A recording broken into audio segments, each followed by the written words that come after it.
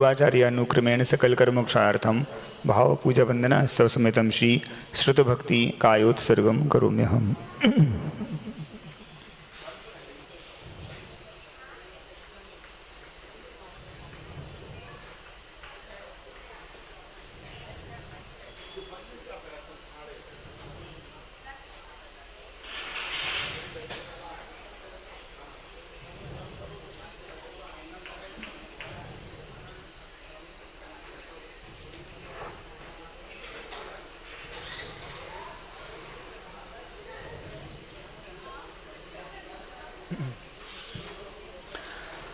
ओकारं बिन्दुसंयुक्तं नित्यं ध्यायन्ति योगिनः कामदं मोक्षदं चैव ओंकाराय नमो नमः।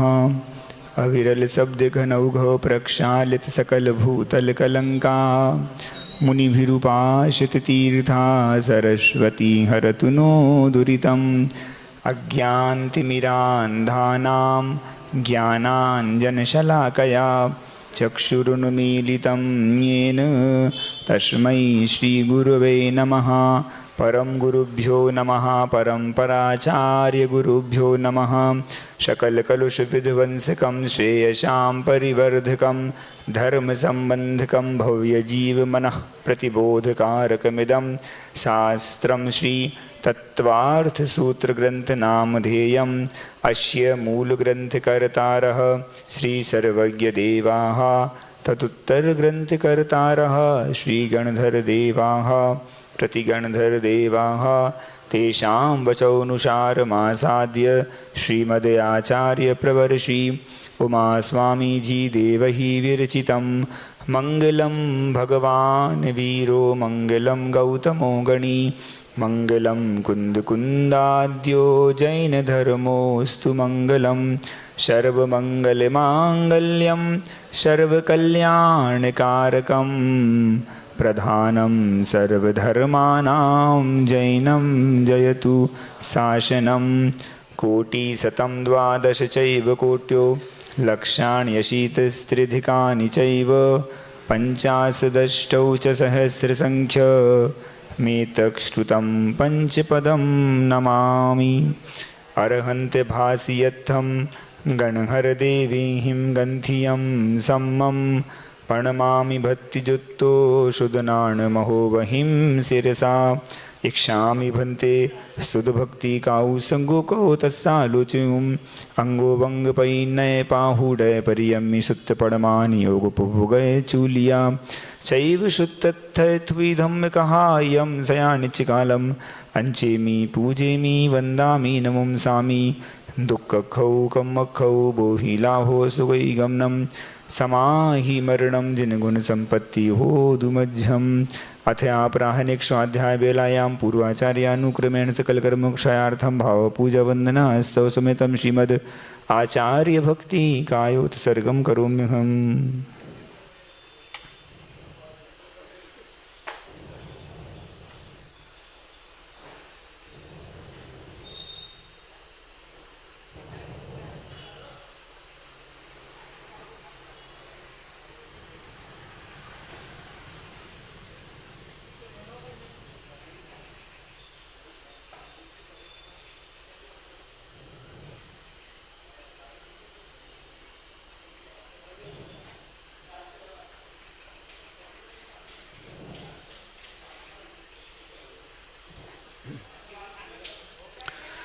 श्रुतजलधिपारगेभ्यः स्वपरमतविभावना पटुमतिभ्यः सुचरितपोनिधिभ्यो नमो गुरुभ्यो गुणगुरुभ्यः। 36 गुणसमज्ञे पंचविहाचारकरणसन्दर्शे शिष्यानुग्रह कुशले धम्मार्ये सदा वन्दे। गुरुभक्ति संयमेन यतरन्ति संसारसायरं घोरं छिन्नन्ति यक्षकम्मं जम्मनमरणं न पावन्ति। ये नित्यं मृतमन्त्रहोमनिरता ध्यानाग्निहोत्राकुला षट्कर्माभिरतास्तपोधनधनाः साधुक्रिया साधवः। शीलप्रावरणा गुणप्रहरणा चन्द्रार्कतेजोधिकाः मोक्षद्वारकपाटपाटनभटाः प्रीणन्तु मां साधवाः। गुरुवः पान्तु नो नित्यं ज्ञानदर्शननायकाः चारित्रार्णवगम्भीरा मोक्षमार्गोपदेशकाः। इक्षामि भन्ते आयर्य भक्ति काउ संगो को तस्सालोचयुं सम्मनान सम्मदंसन सम्मचरित्रचित्तानं पंचविहाचारानं मायारियानं मायारादिशुदनानोपदेशयानम् उपध्यायानं तीरयन गुणपालन रयानं सव्वसाहूनं सयानिचिकालं अंचेमी पूजेमी वंदामी नमंसामी दुःखखौ कमखौ बोहिलाहो सुगैगमनं समाहि मरणं जिन गुण संपत्ति हो दुमध्यम। मोक्षमार्गस्य नेतारं भेत्तारं कर्म भूभृतां ज्ञातारं विश्वतत्त्वानां वंदे तद्गुणलब्धये। देवाधिदेव श्री पार्श्वनाथ भगवान की, श्री 24 तीर्थंकर भगवान की, आचार्य भगवंत गुरुवर्षि उमा स्वामी जी मुनि महाराज की, परम पूज्य परमोपकारी गुरुदेव श्री विद्यासागर जी मुनि महाराज की, परम पूज्य निर्यापक श्रवण मुनिवर श्री योग सागर जी मुनिराज की, परम पूज्य मुनिवर श्री विनीत सागर जी मुनिराज की, नगर गौरव परम पूज्य निर्यापक श्रवण मुनि श्री वीर सागर जी मुनिराज की, परम पूज्य मुनिवर श्री सौम्य सागर जी महाराज की, परम पूज्य मुनिवर श्री अतुल सागर जी महाराज की, परम पूज्य नगर गौरव मुनिवर श्री निस्संग सागर जी महाराज की, परम पूज्य मुनि श्री शाश्वत सागर जी महाराज की, 10 लक्षण महापर्व की,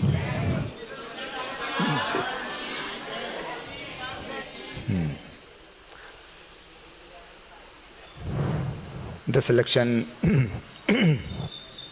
पर्व में आज उत्तम त्याग धर्म का दिन, और इस त्याग धर्म के दिन अपने को समझना है। क्या समझना है? सब कुछ समझ लिया सभी। हाँ, अब समझना है चारों गतियों में ये जीव भ्रमण करता है तो किस कारण से करता है। क्रमशः आप सभी ने जीव क्या है, उसके कौन कौन से भेद प्रभेद हैं, फिर क्रमशः अजीव क्या है, फिर आश्रव क्या है। कल समझा कैसे नरक आदि गतियों से छूट करके अनुव्रतों को धारण करके किस प्रकार से मोक्ष की यात्रा की जा सकती है, सम्यक दर्शन के साथ स्वर्ग की यात्रा की जा सकती है, और अपने आत्म कल्याण के पथ को प्रशस्त किया जा सकता है। कितने लोग अनुव्रती बन गए? कल अनुव्रतों के विषय में सुना था ना, कितने अनुव्रती बन गए? महाराज जी इतने जल्दी थोड़ी बनते हैं। और सुन लिया, समझेंगे, इसके बाद धीरे धीरे गाड़ी आगे बढ़ेगी। और कोई लौकिक काम रहता है तो किसी दूसरे के यहाँ गए, उनके यहाँ रसोई घर में कैसे टाइल्स लगे हैं, बस घर आके अब तो वैसे ही टाइल्स जब तक नहीं लगेंगे ना तब तक तो हमारा अनशन है। ऐसा हो जाता है कभी कभी? नहीं महाराज जी, नागपुर के लोग ऐसा नहीं करते, आपने और कहीं देखा होगा।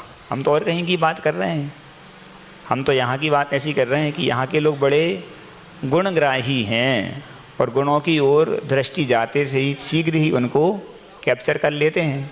देखते हैं कितने कितने गुण कौन कौन ग्रहण करता है।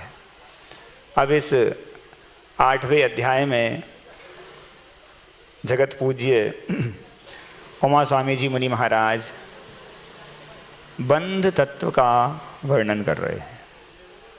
कैसे ये जीव कर्मों से बंधता है, कर्म कौन कौन से होते हैं। ये तो हमने सुन लिया कि कर्मों को नष्ट करना है।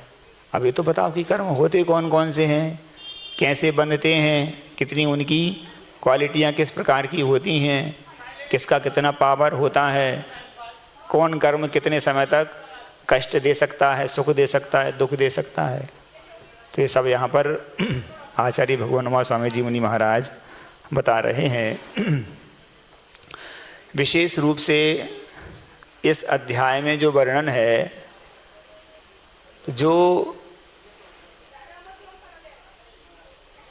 गौमठ सार कर्मकांड ग्रंथ है उसका लगभग विषय, वो तो बहुत विस्तृत रूप से है, लेकिन उसी का विषय समझ लो। इस 8वें अध्याय को पढ़ के आप संक्षिप्त रूप में समझ सकते हैं कि कर्मकांड मतलब कर्म किस प्रकार से होते हैं, बनते आदि हैं। तो यहाँ पर इसका मतलब बताते हैं। इस 8वें अध्याय में 8 कर्मों का वर्णन है। इसमें सूत्र कितने हैं? 26 सूत्र हैं। देखो नहीं, हम बता दे रहे, 26 सूत्र हैं। यदि 6 और 2 को जोड़ें तो कितने हो जाते हैं? 8 हो जाते हैं। आज दिन कौन सा है? 8वाई है। अच्छा, कर्म कितने होते हैं? 8। कितने कर्मों से छूटना है? 8 से ही। कहाँ जाना है? 8वीं पृथ्वी पे जाना है। कितने 8 का संयोग बन गया? इन 8 के संयोग को समझ के अपने को ठाट बाट से मोक्ष की यात्रा करनी है, जो कि आचार्य विद्यासागर जी महाराज जी अपने को कराने के लिए बिल्कुल कटिबद्ध हैं। तो चलते हैं उन कर्मों की प्रक्रिया को समझने के लिए। पहला ही सूत्र कहते हैं कि आखिर बंध के जो कारण हैं वो कौन कौन से हैं, कर्मों का बंध किन किन कारणों से होता है। तो बताते हैं, मिथ्या दर्शना विरति प्रमाद कषाय योगा बंध हेतवाः। बंध के हेतु हैं, बंध के कारण हैं। कौन कौन से हैं? तो आचार्य कहते हैं, मिथ्या दर्शन, अविरति, प्रमाद, कषाय और योग। योग बंध का हेतु है। हाँ, मन वचन काय की जो क्रिया होती हैं वो बंध का हेतु हैं। और यहाँ जो मंच में अपन सबके बीच में बैठे हैं ना, योग, ये बंध से छुड़ाने के हेतु हैं। है क्या नहीं? है ना? योग सागर जी, ये बंध से छुड़ाने के हेतु हैं। तो इस प्रकार से ये 5 हेतु, 5 कारण बंध के बता दिए। तो ये मिथ्या दर्शन क्या है? तो मिथ्या दर्शन का, मिथ्या का मतलब होता है सही नहीं, गलत। मिथ्या मतलब गलत, दर्शन मतलब देखना। तो सही वस्तु को सही रूप में ना देख करके गलत रूप में देखना, ये सामान्य से मिथ्या दर्शन की परिभाषा है। और सरल में बता दें तो सच्चे देव शास्त्र गुरु के सही स्वरूप को सही प्रकार से ना समझ के जो सच्चे देव शास्त्र गुरु नहीं हैं उनकी शरण में जाना, तो वो मिथ्या दर्शन कहलाता है। अब ये मिथ्या दर्शन जो है ये 2 प्रकार का भी माना गया है। कौन कौन सा है? एक तो ग्रहीत मिथ्या दर्शन और एक अग्रहीत मिथ्या दर्शन। ग्रहीत और अग्रहीत का मतलब क्या है? ग्रहीत मतलब जो हमने किसी से ग्रहण कर लिया, और अग्रहीत मतलब जो ग्रहण नहीं किया है वो स्वभाव से ही हमको प्राप्त हुआ। समझ में आ रही है बात? ग्रहीत मतलब किसी दूसरे के उपदेश से, अरे भैया वो व्यापार में आजकल समझ में नहीं आ रहा, दुकान किसी ने बांध दी है हमारी। दुकान कोई बांधता है क्या? बांधता तो नहीं है, लेकिन किसी ने ऐसा लगता है दुकान बांध दी है, तो ऐसा करो तुम वहाँ जाओगे ना गुरुवार को, तो सारी दुकान तुम्हारी बंदी है ना वो खुल जाएगी, अच्छी ज़्यादा चलने लगेगी। बच्चे नहीं हो रहे, अरे तुम मंगलवार को वहाँ जाओगे ना तो सब कुछ ठीक ठाक हो जाएगा। ऐसे प्रलोभनों में फंस के सच्चे देव शास्त्र गुरु के भक्त भी कहाँ जाते हैं? सच्चे जो नहीं है उनके पास जाते हैं। तो ये क्या हो गया? ग्रहीत हो गया। आपने उन दूसरों से सुन कर के और जो बिल्कुल सही माल था उसको छोड़ दिया और नकली माल की ओर दौड़ लगा दी। देखा देखी करने में ऐसा ही होता है। आचार्य श्री ने एक हाइकू रखा है, पीछे भी देखो पिछलग्गू ना बनो पीछे रहोगे। क्या अर्थ हुआ? किसी दूसरे के पिछलग्गू नहीं बनो। दूसरा क्या कर रहा है ये नहीं करो, वरना तुम पीछे ही रह जाओगे। आप तो पीछे भी देखो, मतलब जो भूतकाल में हमारी पर्यायें जो व्यर्थ हुई हैं वो समझो कि आखिर वो पर्यायें हमारी व्यर्थ क्यों हुई। हमने सच्चे देव शास्त्र गुरु पे श्रद्धा नहीं किया, उनकी बात को नहीं माना, इसलिए सारी पराएं हमने व्यर्थ कर दी।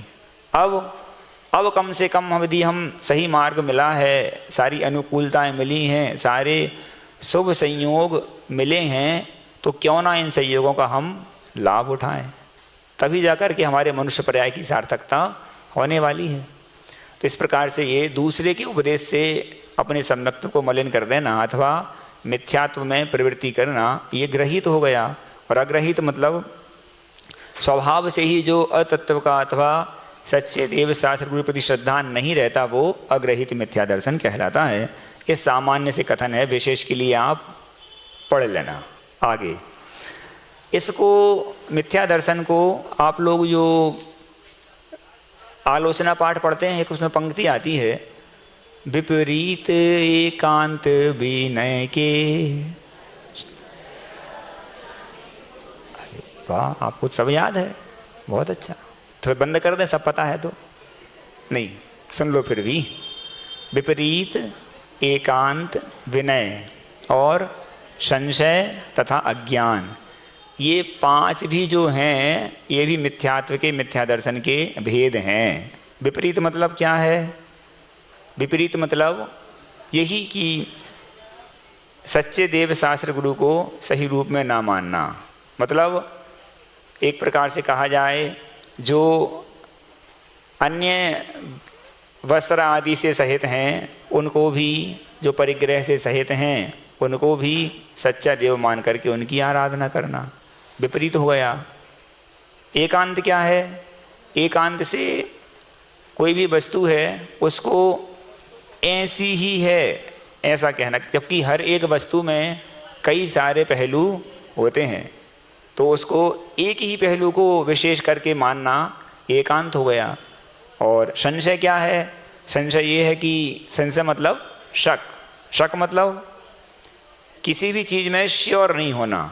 मतलब अब ये तपस्या कर रहे हैं इतनी सारी, इससे मोक्ष होगा कि नहीं होगा?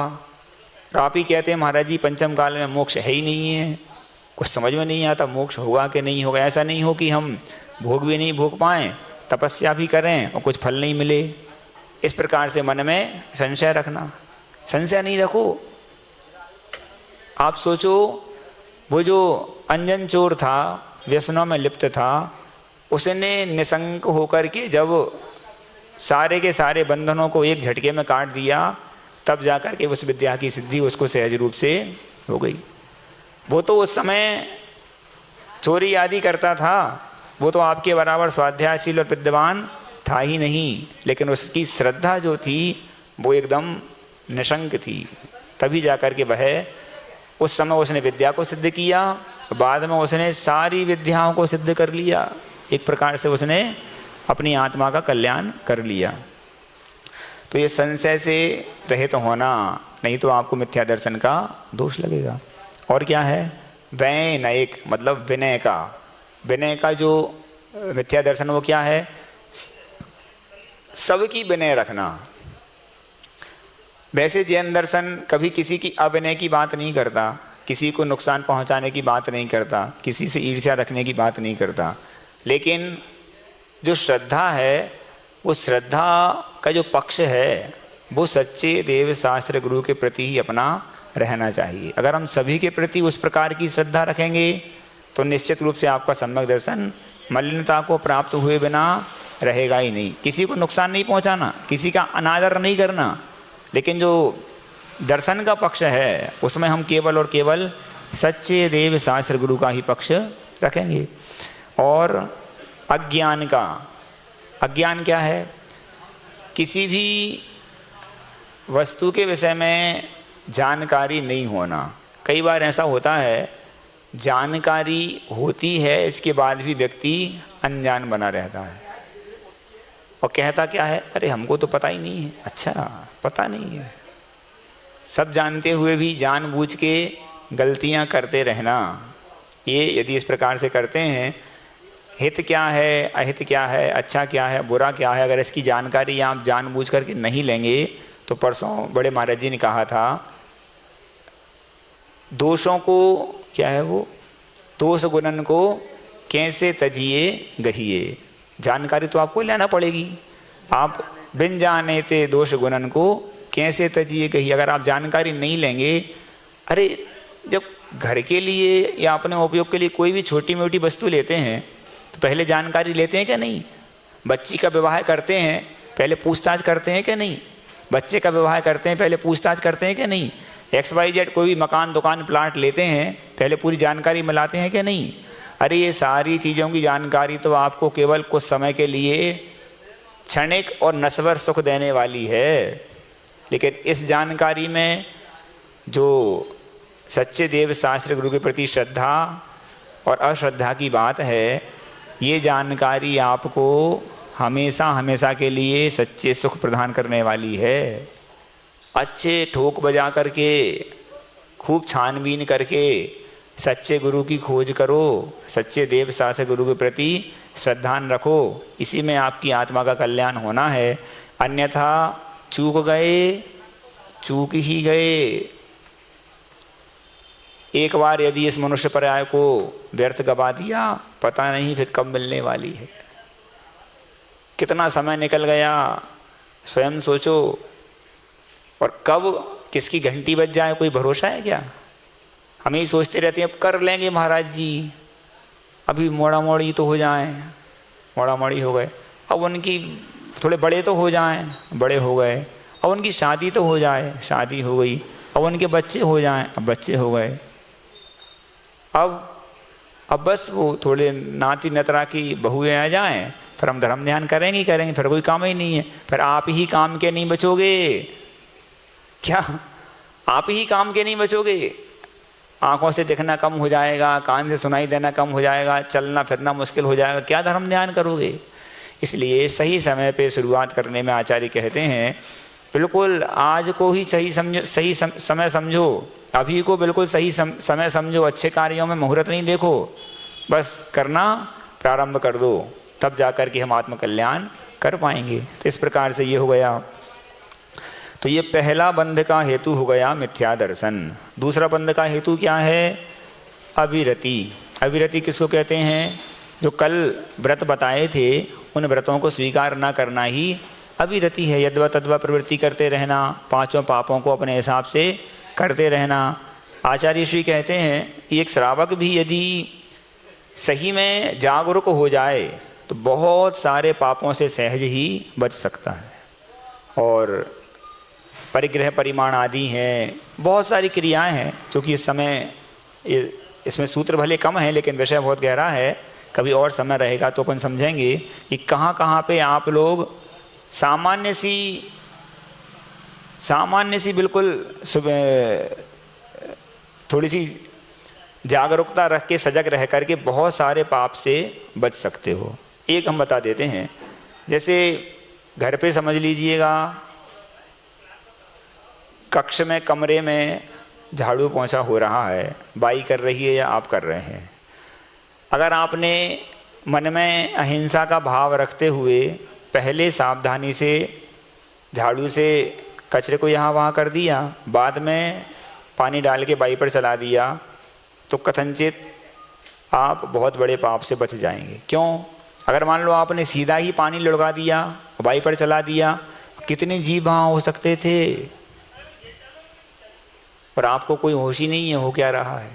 ऐसी कई सारी बातें हैं, आप लोग उसमें से पढ़ लेना। चलो हाँ, इसके बाद तीसरा हेतु है बंध के कारणों का प्रमाद। प्रमाद क्या है, तो आचार्य कहते हैं अच्छे कार्यों में उत्साह नहीं रखना, इसको प्रमाद कहते हैं। प्रमाद के कितने भेद होते हैं, आपने 15 भेद होते हैं, समझ ही लिया था कल, अधिक विस्तार की आवश्यकता नहीं है। चौथा हेतु है कषाय। कषाय तो आप सभी जानते ही हैं, अप्रत्याख्यान, प्रत्याख्यान, संज्वलन और सबसे मुख्य तो रहेगी अनंतानुबंधी। और इनके 4 भेद क्रोध, मान, माया, लोभ। इस प्रकार से ये कषाय होती हैं।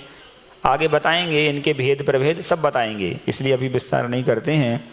और 5वां हेतु है योग। योग अर्थात मन वचन काय की जो प्रवृत्तियाँ होती हैं उनके निमित्त से आत्म प्रदेशों में जो परिस्पंदन होता है, उसको कहते हैं योग।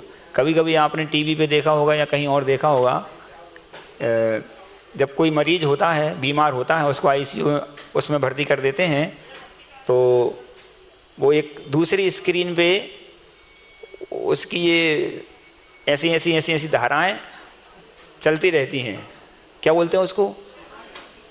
हाँ, जो भी कुछ बोलते हो उसमें ऐसा ऐसा ऐसा ऐसा ऐसा ऐसा ऐसा होता रहता है, मतलब उसके शरीर से उसको जोड़ देते हैं।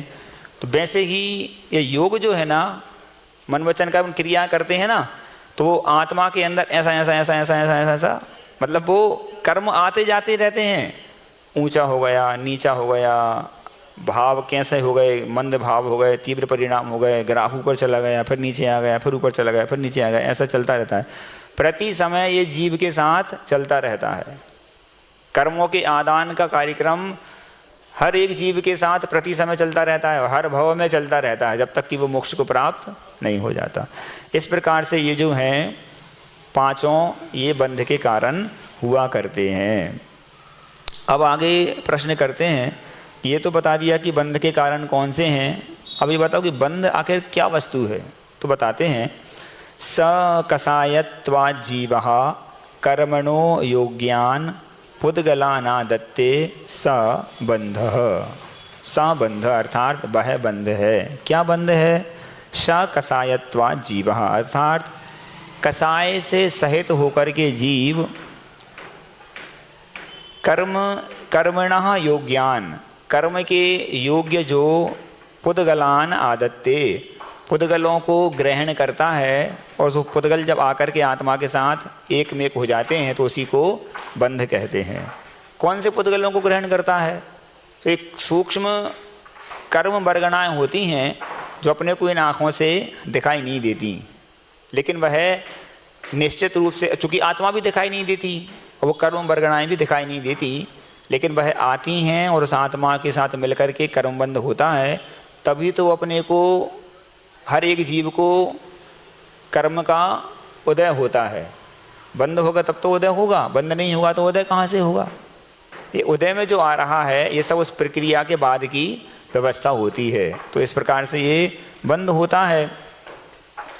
और यहाँ पर कहते हैं बंध किसको होता है? तो आचार्यों ने कहा बंध जब भी होगा जीव को ही होगा। कर्मों का बंध जीव को होता है। किसका होता है? तो जो पुद्गल वर्गणा रहती हैं उसका होता है। एक आपको उदाहरण बताते हैं हम। जैसे आप लोगों ने कभी जब पुराने घर देखे होंगे जिन पे खप्पर चढ़े रहते हैं, उन खप्परों में जब कभी धूप उसमें से आती है, मतलब अंदर कमरे में अंधेरा है और एक किसी खप्पर के छेद से धूप आ रही है, तो उस धूप वहाँ से लेके नीचे तक जो धूप आ रही है उसमें आप देखेंगे पूरे उस इतने घेरे में, जितना भी वो घेरा है, उसमें आपको असंख्यात छोटे छोटे छोटे छोटे कण दिखाई देंगे। जिसने पुराने घर देखे होंगे उसमें दिखते हैं, नए आरसीसी में नहीं दिख सकते, वो इन विंडो आदि में नहीं दिख सकते। तो उसमें है ना वो छोटे छोटे छोटे छोटे असंख्यात कण दिखाई देते हैं, बिल्कुल घूमते हुए। वैसे ही सोचो, सामान्य से नहीं दिख रहे, यहाँ दिख रहे हैं तो नहीं दिख रहे, लेकिन उस प्रक्रिया में जैसे आएंगे ना वहाँ दिखते हैं। तो ऐसे असंख्यात भरे हुए हैं, अनंत अनंत भरे हुए हैं, जो निश्चित रूप से कर्म के साथ बंध करके अपने व्यवस्था को व्यवस्थित करते रहते हैं। कैसे हो रहा है बंध? जीव को जब वो कसाय से युक्त होता है तब। और कब से हो रहा है? तो आचार्य कहते हैं अनादिकाल से हो रहा है। कब तक होगा? जब तक मोक्ष नहीं जाएगा तब तक होता रहेगा। इस प्रकार से ये हो जाता है। अब आगे बंध एक ही प्रकार का होता है कि उसके और भी प्रकार होते हैं, इसको आगे बताते हैं। प्रकृति स्थित्यनुभव प्रदेशास तद विधयाः, अर्थात वह जो बंध है वह प्रकृति, स्थिति, अनुभाग अर्थात अनुभव अर्थात अनुभाग और प्रदेश, इन चार भेदों के द्वारा वह बंध होता है। कैसे हो जाता है बंध? जैसे आप लोगों ने कभी हलवा खाया है? हलवा रोज ही खाते हैं हमारे लिए। आजकल तो पारणा चल रही है तो बस तो हलवा और पूड़ी, और क्या। हलवा बनाया है कभी? और बनाया है महाराज जी। क्या होता है उसमें? आपने शक्कर ली, पानी लिया, आटा लिया, घी लिया और इतना ही ले लो, है ना। बाकी चीज़ें चिरौंजी वगैरह बाद में डाल लेंगे, अभी इतना ले लो। इन सारी चीज़ों को आपने कढ़ाई में डाल दिया और व्यवस्थित कर दिया। अब बन के तैयार हो गया। अब जो बन के तैयार हुआ है उसमें ढूंढो पानी कहाँ है, घी कहाँ है, आटा कहाँ है, और क्या रह गया, शक्कर कहाँ है। मिल जाएगी, सब एक में एक हो गया। ऐसे ही भाई पुद्गल के जो परमाणु रहते हैं वो आत्मा के साथ आकर के एक में एक हो जाते हैं। खाओ तो टेस्ट आता है, उदय में आते हैं तो कर्मों का भी टेस्ट आता है ना। इसलिए अच्छा टेस्ट आए, अच्छी सामग्री डालना। पुराना आटा डाल दिया, पुराना घी डाल दिया बदबूदार, तो कैसा हलवा बनेगा? खाते से ही उल्टी हो जाए। अशुभ कर्म करोगे तो कैसा उदय में आएगा? असाता उदय में आएगी। शुभ करोगे तो शुभोदय में आएगा। अब ज़्यादा बात नहीं करो महाराज जी, बस 2 दिन की बात है, फिर बता देंगे हलवा कैसा होता है ना।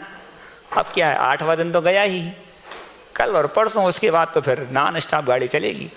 स्वयं महाराज जी ने कहा था 10-10 उपवास तो कर रहे हैं, लेकिन फास्ट फूड का ध्यान रखना।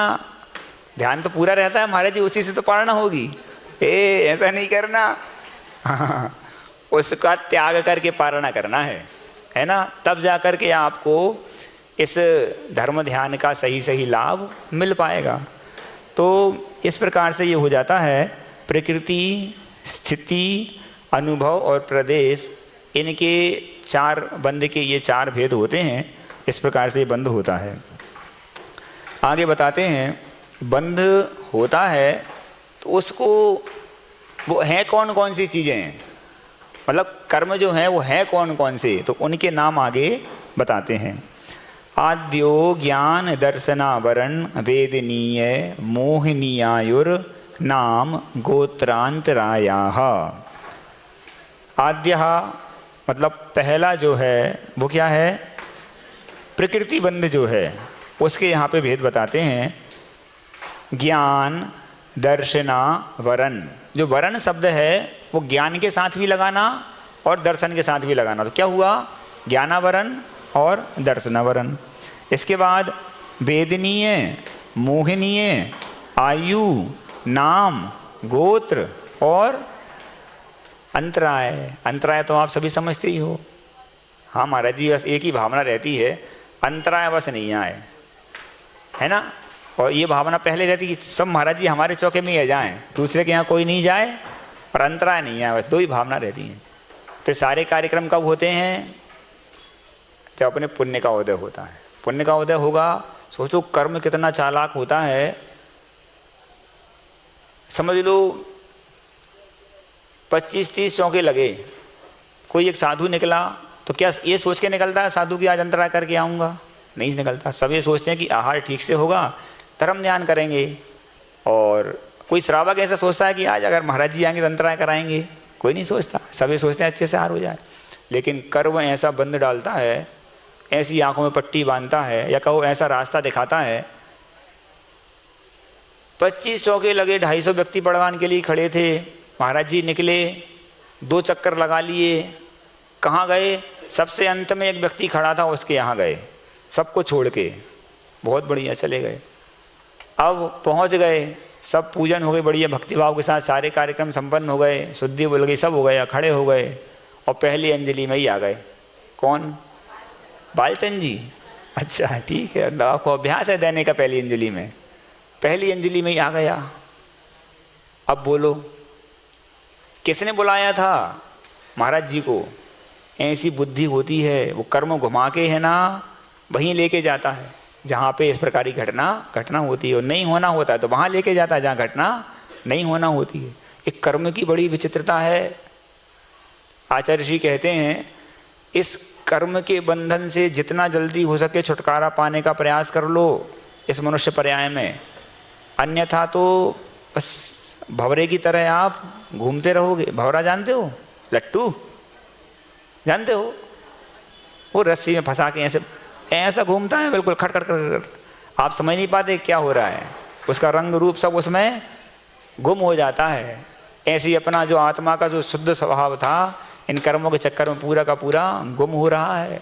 इसलिए जल्दी से जल्दी प्रयास कर लो कि छुटकारा मिल जाए। तो इस प्रकार से ज्ञानावरण, दर्शनावरण, वेदनीय, मोहिनी, आयु, नाम और गोत्र और अंतराय, ये 8 कर्म हो जाते हैं। ये इनके मूल भेद हैं, उत्तर भेद आगे बताएंगे। इनमें ही आचार्यों ने एक भेद और किया है, 4 घातिया और 4 अघातिया। उस प्रकार से भी इनके भेद होते हैं। और इनकी जो काम कौन कौन से हैं, ज्ञानावरण का काम आप सभी जानते हैं, ज्ञान के ऊपर आवरण कर देना, दर्शनावरण का दर्शन के ऊपर आवरण कर देना। इस प्रकार से क्रमशः आप लोग समझ लेना। अब आगे चलते हैं।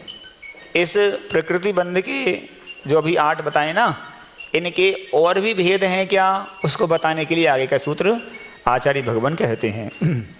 5 9 द्वष्टाविंशति चतुर्द्विचत्वारिंशद द्विपंच भेदा यथा क्रमम। यथा क्रम से लगा लो भैया। क्या क्या लगा लें महाराज जी? सबसे पहले 5 लगा लो। 5 क्या? पहला कौन सा है? 5। दूसरा कौन सा है? 9। तीसरा जोर से बोलो, मोहिनी है। हाँ, तीसरा वेदनीय है। उससे कितने? 2। इसके बाद कितने? अष्टाविंशति अर्थात 8 और 20 मतलब 28। इसके बाद आयु कितने? 4। उसके बाद नाम के कितने है? द्विचत्वारिंशत अर्थात 42। अरे हमने सुने थे महाराज जी बहुत ज़्यादा होते हैं नाम कर्म के। तो हाँ, अभी बता देंगे। अभी ये अभेद रूप में 42 बता रहे हैं, फिर क्रम से उनको भी बता देंगे। इसके बाद गोत्र, गोत्र के कितने? द्वि अर्थात 2। और अंतिम कौन सा है? अंतराय। उसके कितने? पंच भेदा अर्थात 5 भेद उसके होते हैं। आप सबने यथा क्रमम से लगा लिए। इस प्रकार से ये हो जाते हैं। अब आगे सबसे पहला जो ज्ञानावरण कर्म है, 5 भेद तो आपने बता दिए, उसके नाम भी बता दो। तो नाम बता रहेंगे। मति श्रुतावधि मनः परय केवलानाम। मति, श्रुत, अवधि, मनः परय और केवल, ये जो हैं ये 5 ज्ञानावरण कर्म के भेद हैं। आवरण शब्द आपको इन सब में लगाना है। क्यों लगाना है? क्योंकि वहाँ पे जब हमने मुख्य पढ़ा था, वहाँ पे ज्ञान दर्शन आवरण लिखा था ना, तो ज्ञान के साथ भी आवरण लगाना था और दर्शन के साथ भी लगाना था। तो यहाँ पे भी आपको मति ज्ञानावरण, श्रुत ज्ञानावरण, अवधि ज्ञानावरण, मनः पर्याय ज्ञानावरण और केवल ज्ञानावरण, इस प्रकार से ये 5 भेद किसके हो गए? पहले ज्ञानावरण कर्म के भेद के ये 5 भेद हो गए हैं। अब दूसरा कौन सा है? दर्शनावरण है। तो उस दर्शनावरण कर्म के 5 भेद बताते हैं। उसके पहले आप समझ लो, मति, श्रुत, अवधि और मनः परय है। ये जो 4 ज्ञानावरण हैं ये देशघाती होते हैं, और जो केवल ज्ञानावरण है वो सर्वघाती। अब ये देशघाती क्या होता है, सर्वघाती क्या होता है? महाराज जी आप तो भेद में भेद करते जा रहे हो, ऐसे तो हमारी बुद्धि गड़बड़ हो जाएगी। चिंता नहीं करो, अभी पूरा नहीं बता रहे, बिल्कुल 60 में बता रहे हैं। बाद में आप बड़े महाराज जी से पूरा पढ़ लेना। हाँ, दर्शनावरण के 9 भेद बताते हैं। चक्षुर चक्षुर अवधि केवलानाम, निद्रा निद्रा निद्रा, प्रचला प्रचला प्रचला, स्त्यान गृद्धयश्च। ये 9 भेद बताते हैं दर्शनावरण के। कौन कौन से? चक्षु, अचक्षु, अवधि और केवल। इनके साथ आपको दर्शन शब्द भी जोड़ना है। चक्षु दर्शन, अचक्षु दर्शन, अवधि दर्शन और केवल दर्शन। इसके बाद 5 निद्राएं हैं। 5 होती हैं निद्राएं। हाँ, 5 निद्रा होती हैं, एक ही नहीं होती बस सो गए। 5 प्रकार की होती हैं, सब उसी में एक दूसरे से मिली जुली रहती हैं। निद्रा निद्रा निद्रा, प्रचला प्रचला प्रचला और स्त्यान वृद्धि। इसमें से भी जो चक्षु दर्शन है, अचक्षु दर्शन है और अवधि दर्शन है, ये देशघाती हैं। और बाकी की जो केवल दर्शन और 5 निद्राएं, ये सब जो हैं वो सर्वघाती प्रकृतियां हैं। और इसमें विशेष बात और ये है, ये सब जो हैं, जो चार स्वरूपी हैं, चक्षु, अचक्षु, अवधि और केवल, ये ध्रुवोदयी हैं। और जो अंत की पांच हैं वो ध्रुव बंधी हैं, ध्रुवोदयी नहीं है। उनका बंध तो हमेशा होता रहता है लेकिन उदय हमेशा नहीं रहता। इस प्रकार से ये हैं। अब ये चक्षु दर्शन क्या है, अचक्षु दर्शन क्या है, और अवधि दर्शनावरण क्या है, और केवल दर्शनावरण क्या है, तो इसको सामान्य से समझ लो। ये चक्षु दर्शनावरण मतलब, चक्षु मतलब आँख। जो आँख से चक्षु इंद्रिय के द्वारा जो हम चीज़ को देखते हैं, उसको देखने में जो बाधा डाल दे वो चक्षु दर्शनावरण कर्म है। वो कैसे हो सकता है? होता है, बड़ी सूक्ष्म प्रक्रिया है, बाद में बता देंगे। दूसरा अचक्षु दर्शनावरण। अचक्षु दर्शनावरण मतलब, महाराज जी आँखों के बिना और कौन सी चीज़ से देखते हैं? कोई नाक से देखता है क्या? कोई कान से देखता है क्या? देखता नहीं है, लेकिन फिर भी एक अनुमान होता है और वो वस्तु समझ में आती है।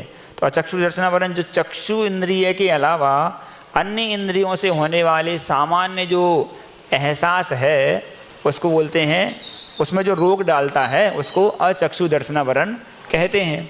इसके बाद अवधि दर्शनावरण, तो अवधि ज्ञान के पूर्व जो सामान्य अवलोकन होता है उसको अवधि दर्शनावरण कहते हैं, और उसमें जो आवरण डालता है उसको अवधि दर्शनावरण कहते हैं। और केवल दर्शनावरण, तो केवल ज्ञान के साथ जो सामान्य अवलोकन होता है उसमें जो बाधा डालता है उसको केवल दर्शनावरण कहते हैं। अब निद्राएं हैं, तो 5 निद्राएं हैं। निद्रा, तो जिस प्रकृति के उदय से, निद्रा प्रकृति के उदय से जीव क्या होता है, कम समय के लिए सोता है, उसको जगाओ तो जल्दी जाग जाता है। ऐसा होता है क्या? निद्रा कर्म प्रकृति। इसके बाद निद्रा, तो जिसमें अच्छी गहरी नींद लगती है। और गहरी नींद कैसी?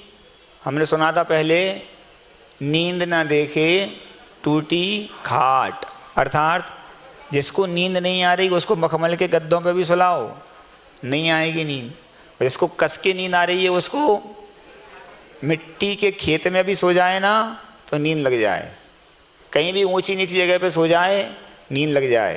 तो ये किसका उदय है? जब निद्रा का उदय होता है तो ऐसी गहरी नींद सोता है, कोई जगाता भी रहे तो सहजता से नहीं जागता। इस प्रकार से निद्रा होती है। तीसरा प्रचला। प्रचला का अर्थ होता है बैठे बैठे भी व्यक्ति कभी कभी सो जाता है ना। हाँ, ये किसी के भी साथ ये घटना घट सकती है। कभी दूसरा व्यक्ति, मान लो आपको ऐसा लग रहा है कि ये बैठे बैठे सो रहे हैं, तो उसमें उसका दोष नहीं मानना। दोष किसका है? ये कर्म का उदय है। हाँ, इतना अवश्य है कि सावधानी रखें तो उस कर्म के उदय को हम रोक सकते हैं, उसको विपरीत दिशा की ओर हम ढकेल सकते हैं। लेकिन अक्सर ऐसा हो जाता है, कर्म के उदय में बैठे बैठे आंखें भारी हो जाएंगी, वो सोचेगा कि हम आँख खोल लें लेकिन नहीं खोल पाएगा, और वो बिल्कुल इस प्रकार से बहुत तीव्र रहता है, बैठे बैठे भी सो जाता है।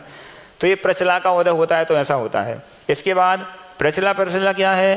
तो प्रचला ये है, सो गया, नींद लगी है, बैठे बैठे मुख से लार आदि गिर गई, अथवा हाथ पैर भी हिला लिए और नींद में है, सोचो। इस प्रकार से भी निद्रा होती है। और अंतिम कौन सी है?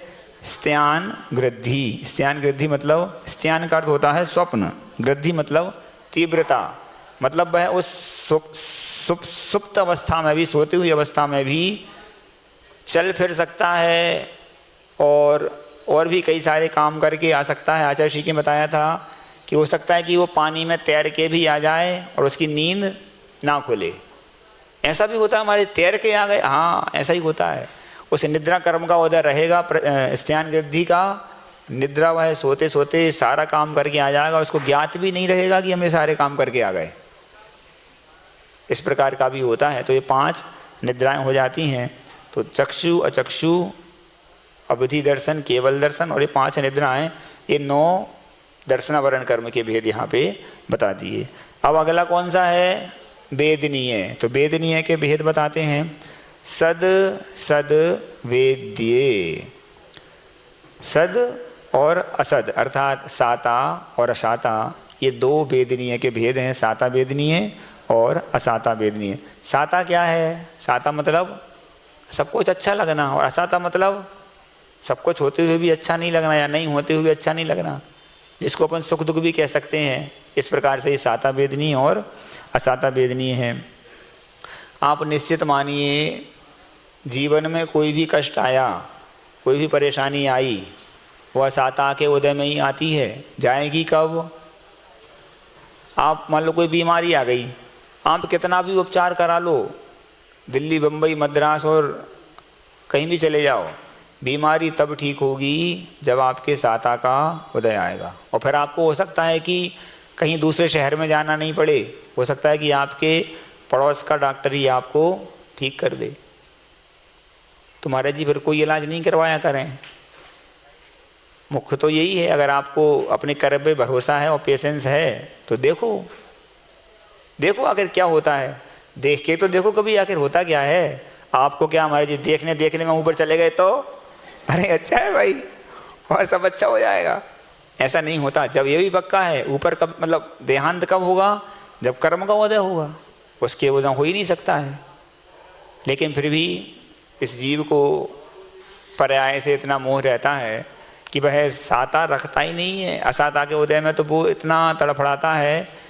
ये मतलब कभी मान लो जैसे कषाय का उदय आया, या मान लो पाप कर्म करने के प्रति मन में भाव हुए, तो ऐसी पर्याय बुद्धि हो जाती है कि उन कार्यों को सब जानता है, सब समझता है, लेकिन फिर वही कार्य करता चला जाता है। ये सब ऐसे कर्म के उदय होते हैं। लेकिन आचार्य श्री कहते हैं, गुरुदेव ने खजुराहो में बताया था कि इन सारे कार्यों को यदि हम केवल और केवल कर्म का उदय समझ के छोड़ते चले जाएंगे, मतलब उसी धारा में बहते चले जाएंगे, तो फिर हम कर्मों को नष्ट करने का पुरुषार्थ कभी कर ही नहीं पाएंगे। बुद्धिपूर्वक हमको कर्म के उदय को सोच के समझ के उसको निष्क्रिय करने की भावना मन में हमेशा रखना चाहिए, तब जाकर के आत्मकल्याण होगा, नहीं तो कभी होने वाला नहीं है। कुछ लोग कहते हैं ना, जब काल लब्धि आएगी तो सब कुछ हो जाएगा। ऐसे लोगों की काल लब्धि कभी नहीं आने वाली, पुरुषार्थ के बिना होता ही नहीं है। वो अलग वस्तु है कि समय पे ही सारा कार्य होता है, कर्म का उदय समय पे आएगा, वो अलग वस्तु है, लेकिन पुरुषार्थ अति आवश्यक है। इस प्रकार से होता है। ये हो गया साता वेदनीय और असाता वेदनीय। अब आगे कौन सा आ गया? आगे आ गया मोहिनीय कर्म। मोहिनीय कर्म के 28 भेद हैं, उनको यहाँ पर बताते हैं। दर्शन चारित्र मोहिनीया कषाय कषाय वेदनीयाख्यास त्रि नव षोडश भेदाः सम्यक्त्व मिथ्यात्व तदुभयान्य कषाय कषायौ हास्य रत्य रति शोक भय जुगुप्सा स्त्री पुन्नपुंसक वेदा अनंतानुबंध्य प्रत्याख्यान संज्वलन विकल्पाश्चैकशः क्रोध मान माया लोभाः। ये भेद यहाँ पर बता दिए। क्या है मोहिनी कर्म? क्या है? दर्शन चारित्र मोहनीय, मतलब मोहनीय कर्म जो है वो पहले उसके 2 भेद बता दिए। कौन कौन से? दर्शन मोहनीय और चारित्र मोहनीय। अब आगे अकषाय कषाय वेदनीय। ये क्या किया? यहाँ पर अकषाय और कषाय वेदनीय, मतलब जो दूसरा है चारित्र मोहिनीय, उसके 2 भेद कर दिए। कौन कौन से? अकषाय वेदनीय और कषाय वेदनीय। यहाँ पर कषायों के साथ आचार्य भगवान ने वेदनीय शब्द जोड़ा। क्यों जोड़ा? क्योंकि उन कषायों के कारण भी आपको सुख दुख का वेदन, सुख दुख का अनुभव होता है। इस प्रकार से यहाँ पे जोड़ दिया। ये हो गए अकषाय वेदनीय और कषाय वेदनीय। इसके बाद नव षोडश भेदा। ये क्या हो गया? 3 मतलब जो सबसे पहले कहा दर्शन मोहिनी है, उसके कितने भेद हो गए? 3। इसके बाद चारित्र मोहनीय के 2। इसके बाद नव षोडश भेदा। तो क्या कहा पहले? आकषाय वेदनीय और कषाय वेदनीय। तो कैसे करेंगे? आकषाय वेदनीय के 9 भेद हो गए और कषाय वेदनीय के 16 भेद हो गए। समझ में आ गया? बिल्कुल इतना सरल करके उन्होंने लिखा है कि उलझने वाली कोई बात ही नहीं है। जब सुलझना चाहो तो पक्की बात मानना। दोबारा से कहते हैं, उलझने वाली कोई बात ही नहीं है, सुलझना चाहो तो। कहाँ पे महाराज जी? सूत्र में। सूत्र में और पूरे जीवन में, चाहे गृहस्थी में हो, चाहे हम मंदिर में हो, चाहे दुकान पे हो, चाहे कहीं भी हो, सुलझना चाहें तो उलझने वाली कोई बात ही नहीं है। 1 सेकंड में हम सुलझ सकते हैं। नहीं तो उलझना चाहो तो कोर्ट में जो कोई वकील तो नहीं है यहाँ पे, वो तो भी सुन लो। कोर्ट में जब कोई व्यक्ति जाता है तो हमने कई बार देखा किसी मकान, दुकान या प्लाट को लेकर के 2 भाइयों के बीच में झगड़ा हुआ।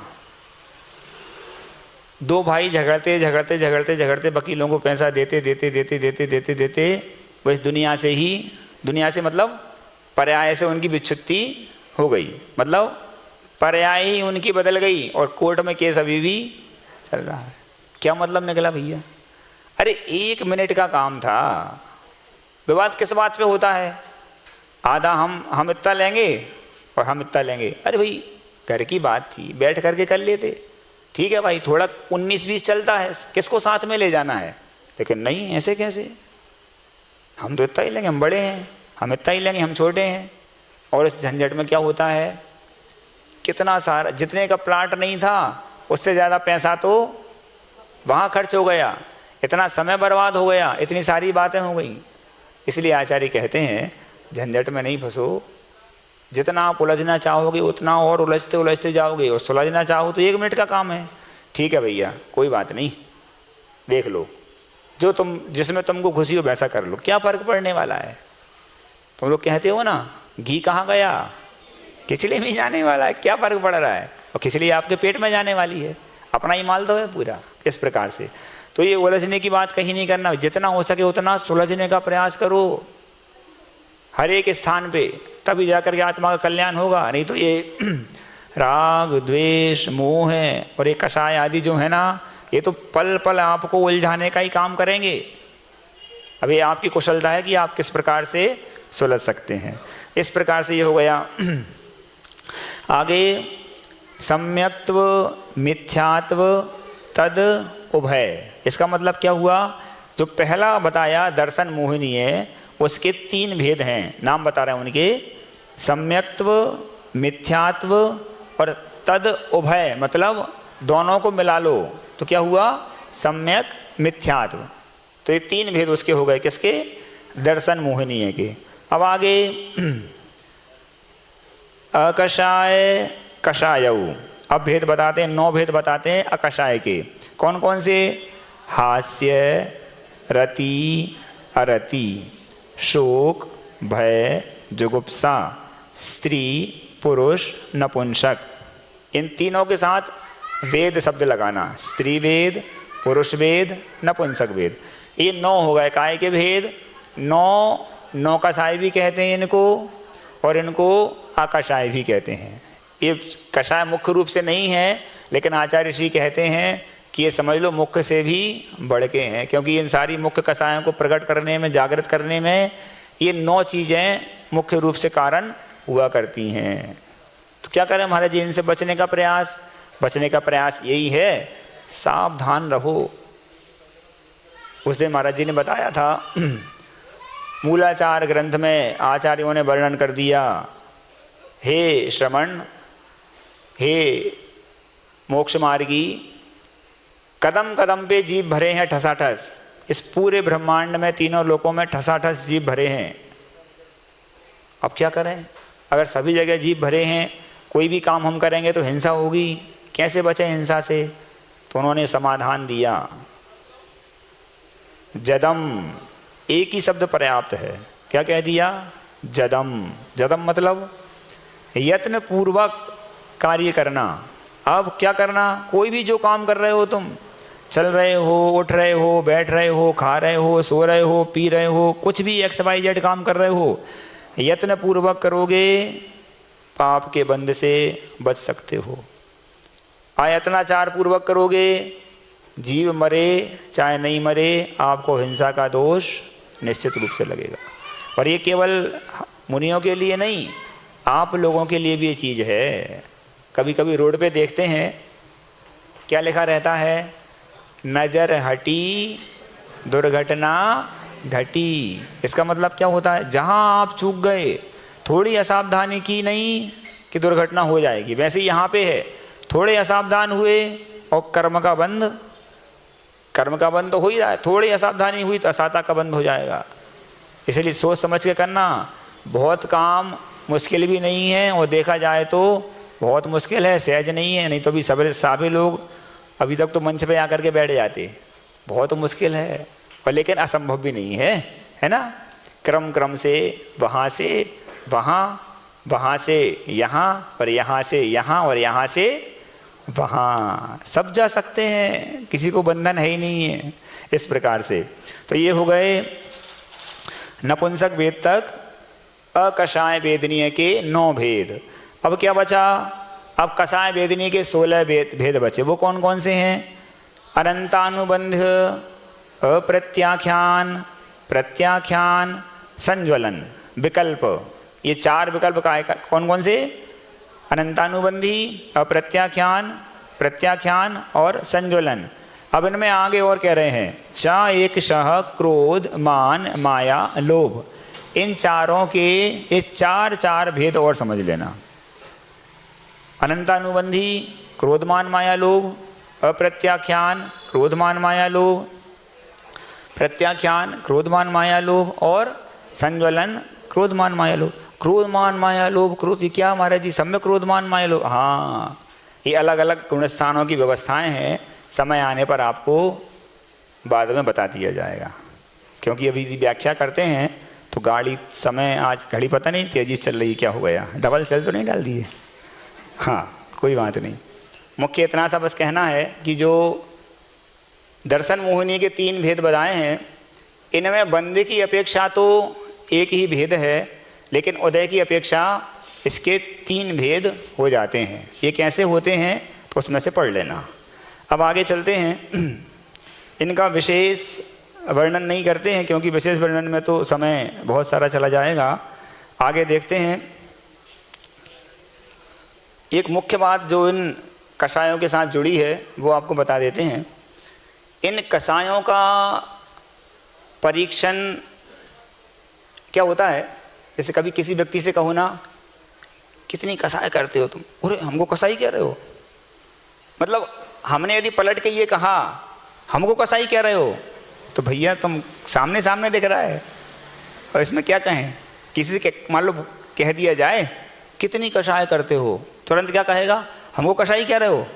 जब उसने ये शब्द कहा ना कि हमको कसाई, कसाई मतलब वो कसाई नहीं, कषाय करने वाला, तो ये जो आपने पलट के कहा है ना, वही इंगित कर रहा है कि कषाय पल रही है। तो ये कषाय कितने समय तक किसकी पल सकती है, इसको बताते हैं कौन कौन सी कषाय कितने समय तक पल सकती है।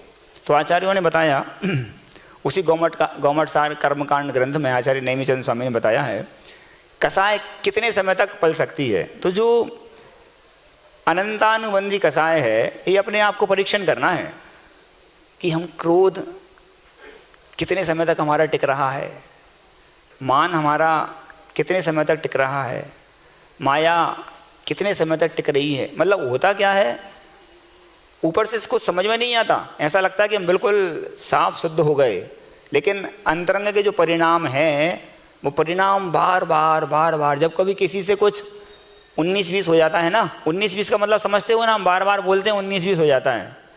19-20 मतलब कुछ कम ज़्यादा हो जाना।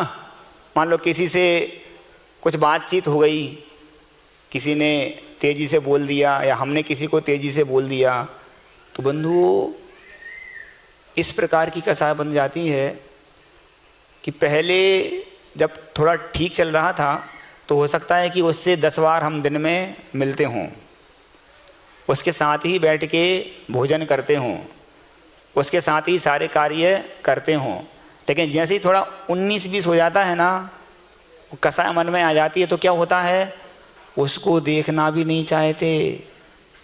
सामने सामने अगर मान लो आ रहा है और आप यहाँ से जा रहे हैं तो इस गली में घुस जाएंगे, उससे हमारा सामना नहीं होना चाहिए। ऐसा होता है ना कभी कभी, सुना है सब लोग, होता है ना। तो वो क्या होता है पता है, महान तीव्र कसाय है। हाँ, महाराज जी कुछ बता रहे हैं, बाद में उन समझ लेना। तो ऐसी चीज़ों से अपने को बचना चाहिए, नहीं तो क्या होगा, उस कसाय के परिणाम में सोचो, यदि आयु बंद होता है, उस कसाय के परिणाम के साथ अगर आप अधिक समय तक रहते हैं तो आचार्य कहते हैं 6 महीने से ज़्यादा यदि इस प्रकार के भाव रहते हैं तो वो कौन सी कसाय हो जाएगी, वो अनंतानुबंधी हो जाएगी। आगे बताएंगे कितने समय तक वो रहती है, कितने कम समय तक रहती है। तो वह अगर 6 महीने से ज़्यादा तक कसाय पल रही है तो वह अनंतानुबंधी कहलाएगी। अच्छा, दूसरा अप्रत्याख्यान जो है 6 महीने के अंदर अंदर जो ठीक ठाक हो जाए वो अप्रत्याख्यान है, और प्रत्याख्यान 15 दिन के अंदर अंदर जो ठीक ठाक हो जाए वो प्रत्याख्यान है, और अंतर मुहूर्त में ही जो ठीक ठाक हो जाए वो संज्वलन है। अब आप लोगों को अपना परीक्षण करना है कौन सी आप लोगों के पास रहती है ना, करते रहना। हाँ, आगे चलते हैं। अब कौन कौन से कर्म हो गए, मोहिनी तक हो गए ना। अब आगे आता है आयु कर्म। आयु कर्म के भेद बताने के लिए आचार्य भगवान अगला सूत्र कहते हैं, नारक तैर्यग यौन मानुष दैवानी। नारक अर्थात नरक, तैर्यग मतलब त्रियंच, और मनुष्य, मानुष मतलब मनुष्य, और देव तो आप जानते ही हैं। तो इस प्रकार से नरक, त्रियंच, मनुष्य और देव, ये भी देखो जो क्रम यहाँ पे रखा है बड़े व्यवस्थित वैज्ञानिक तरीके से रखा है। सबसे नीचे क्या है, नरक, सबसे मतलब जिसको सबसे निष्कृष्ट माना जाता है जीवों के लिए, नरक है। सबसे ज़्यादा दुख वहाँ पे हैं। उससे कम दुख कहाँ पे हैं, त्रियंच में। उससे कम दुख मनुष्य में, और उससे कम हाँ, सिद्धालय में तो दुख है ही नहीं है। तो इन चारों से बच के सिद्धालय तक जाना है। तो इस प्रकार से 4 भेद आयु कर्म के कर दिए हैं। एक बात और मुख्य ये है, किसी भी जीव के केवल आयु नाम का ही प्राण नहीं होता। प्राण 10 होते हैं। सभी जीवों के 10 हों ऐसा नियम नहीं है, लेकिन अधिक से अधिक होंगे तो 10 होंगे। आयु भी उसी के अंतर्गत एक प्राण आता है। इसमें जब तक आयु कर्म रहता है तब तक आपका ट्रांसफ़र नहीं हो सकता। ट्रांसफ़र समझते हो? हाँ, वो वाला ट्रांसफ़र नहीं, सरकारी नौकरी वाला नहीं। इस पर्याय को छोड़ करके अगली पर्याय में जाना कब होगा, जब आयु कर्म पूर्ण हो जाएगा। मतलब आयु कर्म का ही यही काम है। एक स्थिति में, चाहे वो नरक हो, चाहे त्रियंच हो, चाहे मनुष्य हो, चाहे देव हो, एक पर्याय में जीव को रोके रखना, ये आयु कर्म का काम है। 4 आयु होती हैं, वो आपको बता दी गई हैं। अब आगे जो नाम कर्म आ गया, उस नाम कर्म के 42 भेद बताए थे, उन 42 भेदों को यहाँ पर बताते हैं। एक चीज़ को समझ लेंगे, आयु कर्म जो होता है उसका बंध प्रति समय नहीं होता। जैसे जो 4 आयु बताई, नरक, त्रियंच, मनुष्य और देव, ऐसे ही 4 गति भी होती हैं, उनके नाम भी बिल्कुल ऐसे ही हैं। लेकिन गति का बंध तो, जैसे आपने कोई अच्छा काम किया तो अच्छी गति का बंध होने लगेगा, कुछ निष्कृष्ट कार्य किया बुरी गति का बंध होने लगेगा। ये प्रति समय चलता रहता है। लेकिन आयु कर्म का बंध प्रति समय नहीं होता। आयु कर्म का बंध एक विशेष प्रक्रिया होती है, उसके तहत आपको पता नहीं चलता कब होने वाला है, लेकिन वो उस प्रकार से घटित होती है। कुछ अपकर्ष काल होते हैं। बस इतना समझ लो कि आपको हर समय सावधान रहना है, कभी भी आयु कर्म का बंध हो सकता है। और फिर क्या होता है, एक बार जब आयु कर्म का बंध हो जाता है तो जो आप गतियों के बंध कर रहे थे वो सारा बंध फिर उस आयु कर्म में जाकर के मिलना चालू हो जाता है। मान लो आपने क्या बनाए, देव ही बनाते हैं। मान लो आपने देवगति का बंध किया, चल रहा है। आपने अगर मान लो कोई गलत काम कर दिया, किसी जीव को मार दिया, कोई बुरे परिणाम कर लिए, नरक गति का बंध चालू हो गया, ऐसे चलता रहा। लेकिन अगर आपने देव आयु का बंध किया तो उसके बाद क्या होगा, तो जितनी आपका और कार्यक्रम होगा ना वो सारा का सारा जो भाग है वो देव आयु में जाकर के बदलता चला जाएगा। इस प्रकार से व्यवस्था रहती है। कुछ समझ में नहीं आ रहा? एकदम कैसे आएगा भैया, तो एक दिन में पंडित बन जाएं, ऐसा नहीं होता। कुछ लोग कहते हैं हम एक साथ समय आएगा तो मुनि महाराज बन के सीधे तपस्या करके मोक्ष चले जाएंगे, क्रम से होता है। कुछ लोग कहते हैं हम तो महाराज जी अंतिम समय में समाधि मरण कर लेंगे, मुश्किल है। हजारों साल जिनने तपस्या की मुनि बन करके, हो सकता है उनकी भी समाधि होने में कभी कभी बाधाएं आ जाती हैं। फिर जिसको कुछ भी अभ्यास नहीं है वो कहाँ से करेगा। इसलिए प्रति समय तुरंत जब से मन लग जाए तब से ही करना चालू कर दो, तब जा कर के होता है। इस प्रकार से ये आयु कर्म के भेद हो गए। अब नाम कर्म के बारे में समझते हैं। गति जाति शरीरांगोपांग निर्माण बंधन संघात संस्थान सहनन स्पर्श रस गंध वर्णानुपूर्व्या गुरु लघूपघात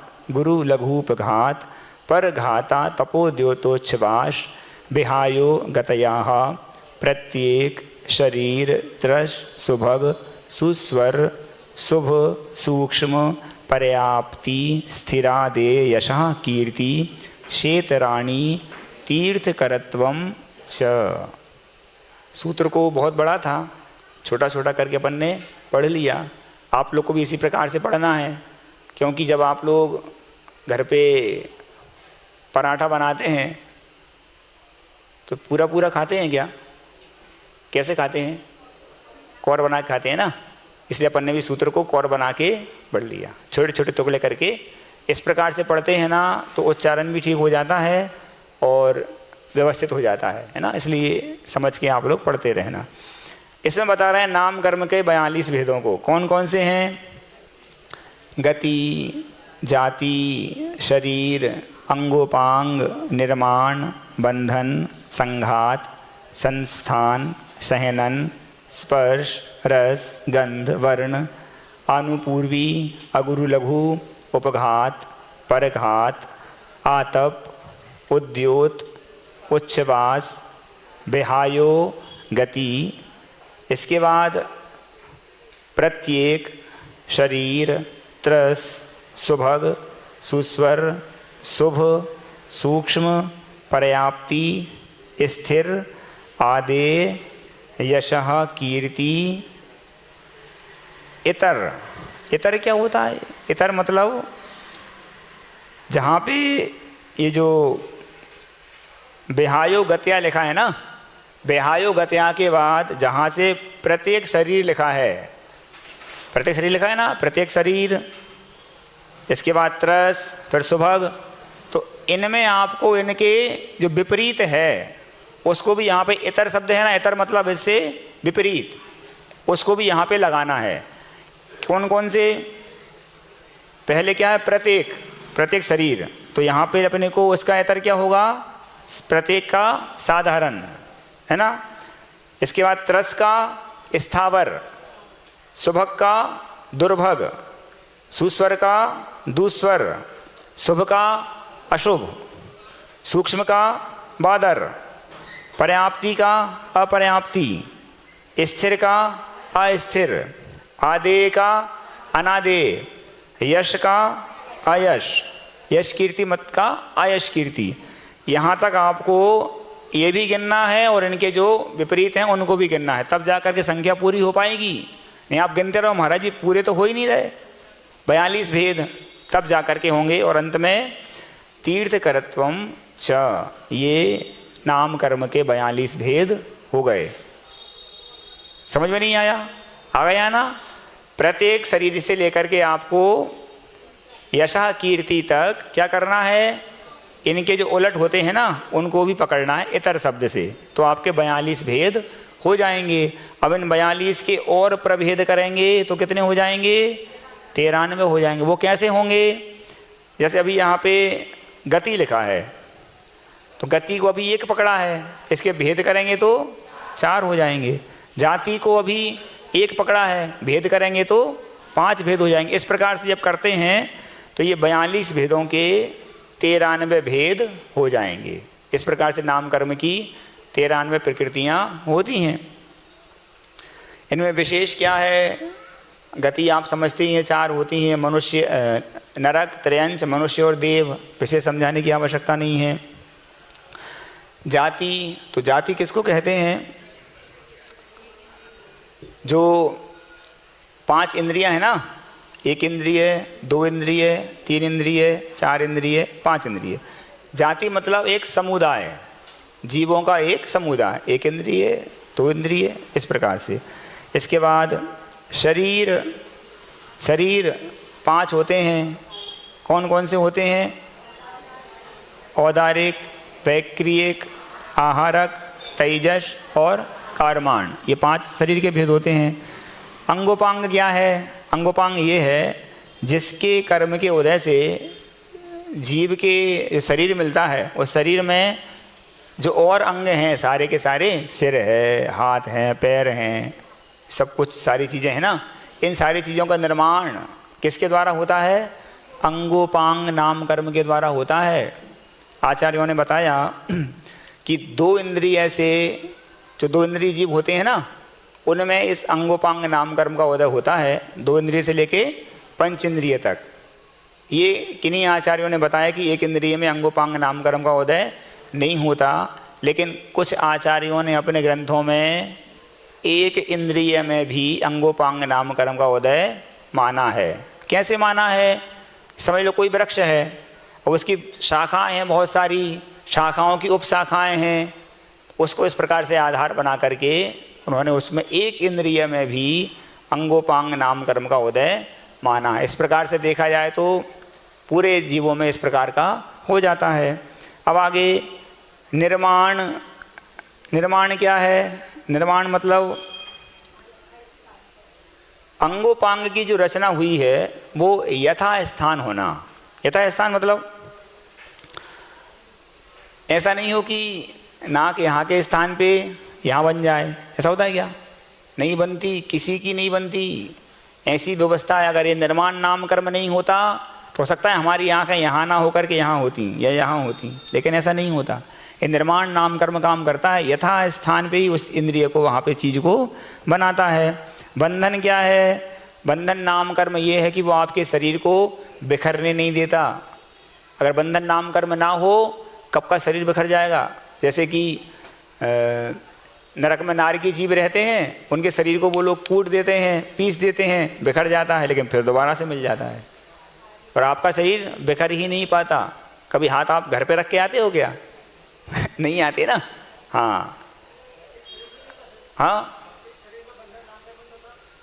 वैक्रिक शरीर में, हाँ सब कुछ अभी नहीं समझो, कुछ बात के लिए भी तो रहने दो, अभी तो सामान्य से समझ लो। इस प्रकार से ये बंधन नाम कर्म हो जाता है। इसके बाद संघात, संघात मतलब अपना जो औदारिक शरीर है मनुष्यों का, और किसका होता है? त्रिंच का होता है। बाकी देवों का और नारकियों का वैक्रिक होता है। तो इन शरीरों में जो शरीरों के परमाणु हैं वो परस्पर में इस प्रकार से मिल जाते हैं कि उसमें कोई बाहरी चीज़ विशेष रूप से प्रवेश ना कर सके। इस प्रकार से हो जाता है।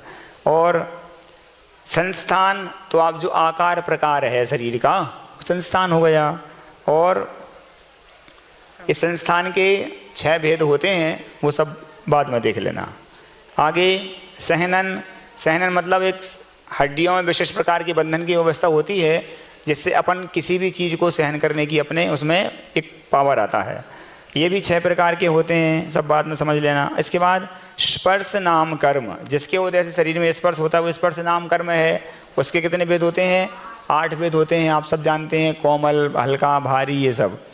रस, जिसके वजह से शरीर में रस होता है, वो रस नाम कर्म है, इसके 5 भेद होते हैं, वो भी आपको पता है। गंध, सुगंध दुर्गंध आप जानती ही हैं। और वर्ण, तो शरीर का जो रंग होता है उसको आप वर्ण नाम कर्म कहते हैं। अब किसी को ये मत सोचना कि ये तो बहुत गोरा है, ये तो बहुत काला है। अरे गोरा काला क्या है, सब कर्म के उदय में है। कहीं ये किसी ग्रंथ में नहीं लिखा कि काला रंग ठीक नहीं होता, कि गोरा रंग ही अच्छा होता है। क्या ये तो पर्याय बुद्धि अपन लोगों की रहती है, तब उसको ऐसा मान लेते हैं। जबकि देखा जाए तो काली वस्तुएं ही अपने आप में अच्छी हुआ करती। कुछ लोग इशारा कर रहे हैं, इशारा नहीं करो, पर्याय बुद्धि नहीं लगाओ, द्रव्य दृष्टि लगाओ। हाँ, ये हो गया। इसके बाद आगे आनुपूर्वी नाम कर्म। आनुपूर्वी नाम कर्म क्या होता है? जब भी कोई जीव किसी शरीर को छोड़ता है और अगली गति में जाता है, अगले स्थान पे जाता है, पूर्व शरीर को छोड़ के अगले स्थान, जैसे मान लो हम हैं, आपको नहीं मार रहे, हम ही मर जाते हैं। जब इस देह से ये आत्मा अगले शरीर को जाएगी, अगली गति में जाएगी, तो उस आत्मा के साथ ये जो शरीर है ना, इसका एक आकार साथ में जाएगा। क्या उसको बोलते हैं? अनुपूर्वी। इसके बाद अगुरु लघु नाम कर्म। अगुरु लघु क्या है? ना तो बहुत भारी होता, ना बहुत हल्का होता, इस प्रकार से। उपघात नाम कर्म, जिसके उदय से अपने ही अंग आदि से अपना ही घात हो जाए। कभी कभी क्या होता है, अपने नाखून से अपन ही कट जाते हैं, अपने ही दांतों से अपनी जीभ कट जाती है, ऐसा हो जाता है ना। तो भाई ऐसे इस प्रकार के काम नहीं करो कि नुकसान हो जाए, सावधानी रखा करो। और परघात क्या है? जिसके उदय से अन्य दूसरे जीवों का घात करने के योग्य अपने मतलब किसी भी जीव के नाखून आदि हो जाते हैं, दांत आदि हो जाते हैं, कोई भी अंगोपांग हो जाते हैं, इस प्रकार से। फिर आतप नाम कर्म है, उद्योत नाम कर्म है, उच्छ्वास नाम कर्म है, जो श्वास आदि लेते हैं, उच्छ्वास नाम कर्म है। इसके बाद बेहायो गति है, और प्रत्येक शरीर नाम कर्म है, साधारण शरीर नाम कर्म है। इस प्रकार से बहुत सारे हैं, क्योंकि समय नहीं है, बाद में अपन इसको देख लेंगे। इसमें विशेष बात एक ये है, तो सुभग नाम कर्म होता है। सुभग, उस सुभग के उदय में क्या होता है? जीव के सौभाग्य का उदय होता है। और आचार्यों ने बताया कि इस सुभग नाम कर्म के उदय में वो जीव सुंदर हो अथवा नहीं हो, समझ रहे हैं? वो सुंदर हो अथवा नहीं हो, देखने में अच्छा लगता हो अथवा नहीं हो, लेकिन उसके भी सुभग नाम कर्म का उदय हो सकता है, होता है। और जो दुर्भग है, दुर्भग कैसा है? भू भले ही कितना ही सुंदर हो, लेकिन वो किसी के लिए वो अच्छा नहीं लग सकता। ऐसी दोनों बातें इसमें हो सकती हैं, होती हैं। सुस्वर नाम कर्म है, दुस्वर है, ये आदि आदि सारे के सारे इस प्रकार से यहाँ पर बता देते हैं।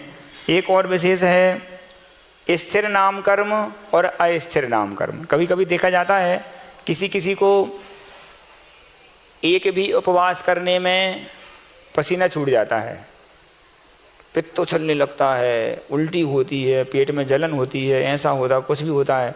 और किसी को 10 भी कर ले तो कोई फर्क नहीं पड़ता। ये क्या है? ये स्थिर और अस्थिर नाम कर्म है। ऐसा कर्म पहले किया है तो उदय में आ रहा है, इस प्रकार से। और यश कीर्ति और अयश कीर्ति। यश कीर्ति कर्म का उदय है। आप नहीं भी करोगे कोई विशेष काम, प्रचार प्रसार, लेकिन आपका यश दसों दशाओं में फैलेगा। जैसे अपने आचार्य श्री हैं, कभी प्रचार करते हैं क्या? कोई प्रचार नहीं करते, लेकिन जनता उनके पास आने से मानती नहीं है। उनका नाम सभी दिशाओं में, सभी देश विदेश में फैलता जा रहा है। क्या है? यश कीर्ति नाम कर्म का तीव्र उदय है। सोचो, इतना उदय है कि उनको उसको करना ही पड़ता है। उनका आहार हो पाए नहीं हो पाए, सब बात की बातें हैं, लेकिन उनको ये कर्म तो भोगना किया है। ऐसा उन्होंने तपस्या की है तो बन गया, वो तो भोगना तो पड़ेगा। यशा कीर्ति है, इस प्रकार से ही रहता है। अब आगे बताते हैं गोत्र कर्म के जो भेद हैं उनको। उच्चैर नीचैश्च, उच्च गोत्र और नीच गोत्र, ये गोत्र कर्म के 2 भेद हो गए। इसके बाद अंतराय कर्म के 5 भेद। दान, लाभ, भोगोपभोग, वीर्या नाम, अर्थात दान, लाभ, भोग, उपभोग और वीर्य, इन पांचों में विघ्न आ जाना, इसको कहते हैं अंतराय। विघ्न कैसे आ जाना? दान देना चाहते हैं, कोई भी कार्य, चाहे वो आहार दान हो तो अन्य कोई भी दान हो, लेकिन हमने सुबह भी बताया था पुण्य का तीव्र उदय होगा तो आपको पात्र मिलेगा, नहीं तो आप घूमते रहो अपनी सामग्री लेकर के, कुछ भी लेकर के घूमते रहो, लेने वाला मिलेगा नहीं, और मिलेगा तो सतपात्र नहीं मिलेगा। बहुत बहुत महान पुण्य का उदय होता है तब आपका धन संपत्ति या कोई भी वस्तु सच्चे देव शास्त्र गुरु के निमित्त से लग पाती है, अन्यथा नहीं हो पाता। इस प्रकार से दान है, लाभ है। लाभ अंतराय क्या है? लेना चाहते हैं लेकिन लाभ अंतराय कर्म का उदय आ गया तो नहीं मिलेगा। देने वाला तैयार है लेकिन अगर हमारे लाभ अंतराय कर्म का उदय आ गया नहीं मिलेगा। भोग अंतराय, उपभोग अंतराय और वीर्य अंतराय। वीर्य अंतराय क्या है भाई? काम अच्छा धर्म ध्यान करना चाहते हैं लेकिन शरीर साथ नहीं देता, ये इस प्रकार से है। तो ये इस प्रकार से 5 अंतराय होते हैं। अब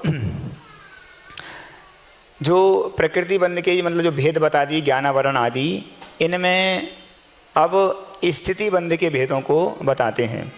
आदितस तीसृणामंतरायस्य च 30 सागरोपम कोटि कोट्याः परा स्थिति ही। आदितस ती, आदि के जो 3 हैं कौन कौन से हैं?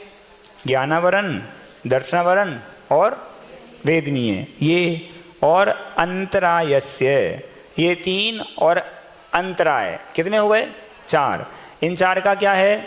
च 30 सागरोपम कोटि कोट्या परा स्थिति, अर्थात इनकी जो परा मतलब उत्कृष्ट स्थिति है वो कितनी है? 63 सागरोपम कोटि कोटि, 30 कोड़ा कोड़ी सागर प्रमाण इनकी उत्कृष्ट इनका बंध हुआ करता है, इतनी स्थिति इनकी होती है। और इस उत्कृष्ट स्थिति का बंध जो होगा वो किसको होगा? तो आचार्य कहते हैं जो संगी पंचेंद्रिय होगा, पर्याप्तक होगा और मिथ्या दृष्टि होगा, उसको ये 30 कोड़ा कोड़ी का बंध सागर का हुआ करता है। अब मोहनीय कर्म की उत्कृष्ट स्थिति कितनी हो सकती है उसको बताते हैं। सप्ततिर मोहनीयस्य, अर्थात मोहिनीय कर्म की उत्कृष्ट स्थिति सप्ततिर मतलब 70 कोड़ा कोड़ी सागर की प्रमाण की हो सकती है। ये किसको होगी? ये भी उसी को होगी जो पहले बता दिया है। इस प्रकार से ये होता है। मोहिनी कर्म के 2 भेद बताए थे, कौन कौन से? दर्शन मोहिनीय और चारित्र मोहिनीय। दोनों की 70 कोड़ा कोड़ी सागर प्रमाण की होगी क्या?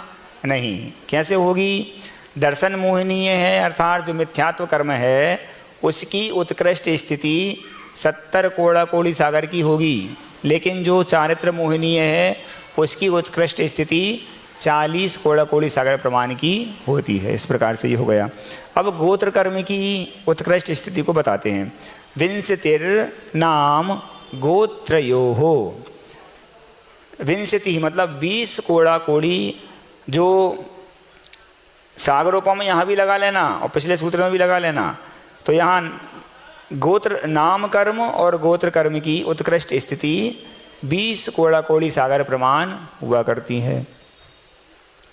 अब आगे आयु कर्म की उत्कृष्ट स्थिति 63 सागरोपमान्या युषाः, अर्थात आयु कर्म का उत्कृष्ट स्थिति बंध 63 सागरोपमानी मतलब 33 सागर प्रमाण का होता है। किसको होता है? सर्वासिद्धि में होता है और 7वें नरक में। आप तो सब लोग पूरा जानते हैं, बहुत बढ़िया। तैयार हो जाओ, अगले वर्ष 10 लक्षण में तुम लोग को प्रवचन के लिए कहीं ना कहीं आप लोग कहोगे तो तैयार हो जाओ, और क्या। अब वेदनीय कर्म की जघन्य स्थिति बताते हैं। अपरा 12 मुहूर्ता वेदनीयस्य, अपरा अर्थात फिर वही जगन आ गया और अपरा आ गया। अपरा का मतलब तो जो होता है कि जो परा नहीं है, मतलब जो उत्कृष्ट नहीं है, तो इसको समझेंगे यहाँ पे जो उत्कृष्ट नहीं है, अनुत्कृष्ट है, सामान्य से परिभाषा में समझ लो जघन्य है। जो क्या है? वेदनीयस्य, वेदनीय कर्म की स्थिति जो है 12 मुहूर्ता, अर्थात कम से कम होगी तो 12 मुहूर्त प्रमाण होती है। अब चूंकि आपने ये समझ लिया कि सर्वार्थ सिद्धि में 33 सागर की है और 7वें नरक में भी 33 सागर की है, अब आपको निर्णय करना है कि आपको कौन सी बाली लेना है तो दोनों 33 सागर की है ना। निर्णय आपको ही करना है, तदनुसार पुरुषार्थ करना है। सब कुछ समझते हैं महाराज जी, सब पता है, लेकिन फिर भी चैन नहीं है।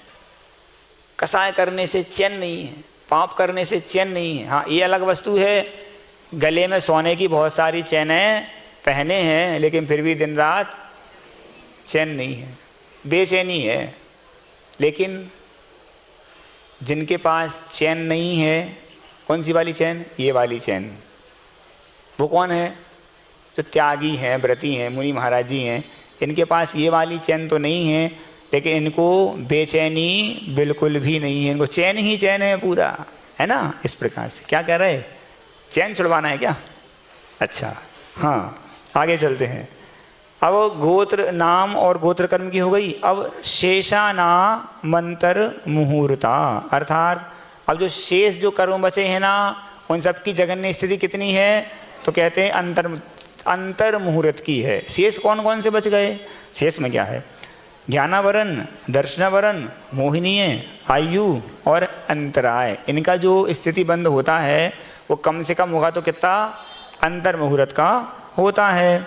अब आगे विपाकोनुभवः, अर्थात विपाक मतलब फल मिल जाना, विशेष रूप से परिपाक हो जाता है ना, उसको फल मिल जाने को क्या कहते हैं? अनुभवा, अर्थात अनुभाग बंध कहते हैं। अर्थात कोई भी चीज़ जब परिपक्व हो जाती है तो उसको कहते हैं ना, विशेष रूप से ये पक गई, मतलब विपाक हो गया। मतलब ये समझ लो कि कर्म का उदय में आकर के और निर्जरित हो जाना, इसको कहते हैं ये अनुभव, अनुभाग बंध। स यथा नाम, वह जो अनुभाग बंध है, अनुभव बंध है, वह यथा नाम अर्थात अपने नाम के अनुसार फल देता है। नाम के अनुसार फल कैसे देता है? नाम समझ लो, पहले कर्म का नाम क्या है? ज्ञानावरण। क्या फल देगा?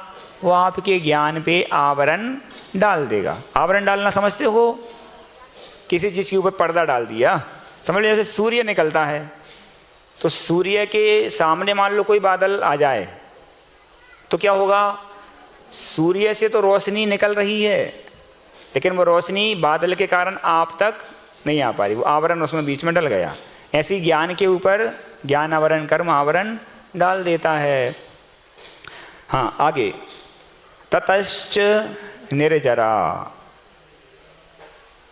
ततश्च मतलब जैसे ही कर्म उदय में आ गया और निकल गया, उसके पश्चात वो निर्जरित हो जाता है। अर्थात उदय में आकर के वो कर्म आत्मा से अलग हो जाता है। महाराज जी, ऐसे तो अनादिकाल से हमारे कर्म उदय में आके अलग हो रहे हैं, फिर कर्मों से रहित हम क्यों नहीं हुए? जैसे प्रति समय कर्म उदय में आ रहे हैं, वैसे ही बंधुओं आप नए कर्मों को बांध भी तो रहे हैं। जैसे जैसे आउट गोइंग हो रही है, वैसे वैसे इनकमिंग भी तो चालू है। जब तक इनकमिंग बंद नहीं होगी तब तक कितनी भी आउट गोइंग करते रहना, होगा नहीं। इस प्रकार से। हाँ, अब आगे नाम प्रत्ययाः सर्वतो योग विशेषात् सूक्ष्मैक क्षेत्रावगाह स्थिताः सर्वात्म प्रदेशेष्वनन्तानंत प्रदेशाः। नाम प्रत्यया, अपने नाम के ही अनुसार क्या होता है? सर्वतः सभी भवों में सभी जीवों को क्या होता है? योग विशेषात। योग बताए थे ना, मन वचन काय की क्रियाओं से जो योग आत्मा के प्रदेशों में परिस्पंदन होता है ना, उस योग के विशेष से क्या होता है? सर्वात्म प्रदेशेषु, आत्मा के सभी प्रदेशों में सूक्ष्म, बहुत छोटा, इतना छोटा कि अपनी आंखों से वो दिखता ही नहीं है, इतना छोटा क्या होता है? एक क्षेत्र अवगाह स्थित, मतलब एक क्षेत्र में वो कर्म भी आकर के इस प्रकार से अवगाह मतलब मिल जाता है और वहाँ स्थित भी हो जाता है, रुक भी जाता है। उसी को तो बंध कहते हैं। आकर के रुक गया, अवगाह हो गया, रुक गया, स्थित हो गया, उसको बंध कहते हैं। इस प्रकार से ये अनंत पुद्गल के कर्म परमाणु आते रहते हैं और आत्मा के साथ वो रुकते रहते हैं, वहाँ पे स्थित होते जाते हैं। इसको ही प्रदेश बंध कहते हैं। ये आगे सद्वेद्य शुभायुर नाम गोत्राणी पुण्यम, अर्थात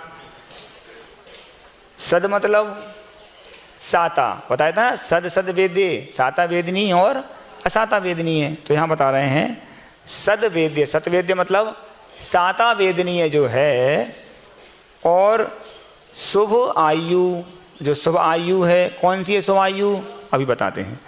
और शुभ नाम, शुभ नाम क्या होता है? शुभ नाम मतलब ये नहीं किसी का नाम नहीं, नाम कर्म की जो प्रकृतियाँ हैं उनमें शुभ प्रकृतियाँ भी हैं और अशुभ भी हैं।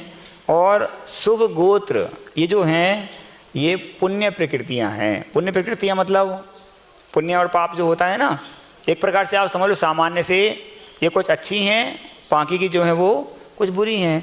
बंधुओं, ये जो पुण्य है, इस पुण्य को अगर आप लोग सर्वथा हे ही मान लेंगे तो सारी की सारी व्यवस्थाएं भंग हो जाएंगी। अगर पुण्य को सर्वथा हे मान लिया तो आपके आत्मकल्याण के सारे रास्ते बंद ही हो जाएंगे, कभी खुल नहीं पाएंगे। कभी पुण्य ही है जो आपको आत्मकल्याण की ओर अग्रसर किया करता है। पुण्य ही है जो आपके मोक्ष के दरवाजे को पूरी मजबूती के साथ खोला करता है। पुण्य नहीं होगा आप, और तो छोड़ो, आप एक सेकंड के लिए भी कोई नियम नहीं ले पाएंगे। पुण्य होता है तो नियम लेने के भाव बनते हैं, पुण्य होता है तो आप उसका पालन कर पाते हैं।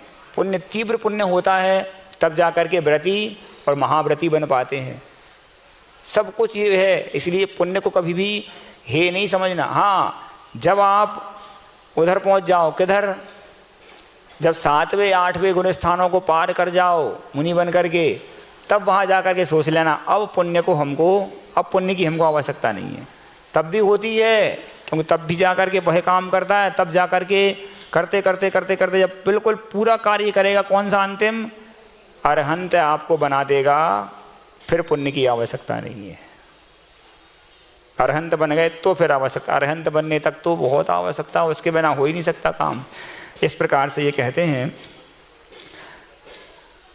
पुण्य प्रकृतियाँ बताई, आयु, शुभ आयु, नाम, गोत्र, वेदनी, ये सब बात में आप लोग समझ लेना, समय बिल्कुल है ही नहीं है। अंत में बताते हैं अतोन्यत पापम। तो जो पुण्य प्रकृतियाँ बताई हैं कौन कौन सी, साता वेदनी है, शुभ आयु, शुभ नाम, शुभ गोत्र, ये तो बता दी पुण्य प्रकृतियाँ।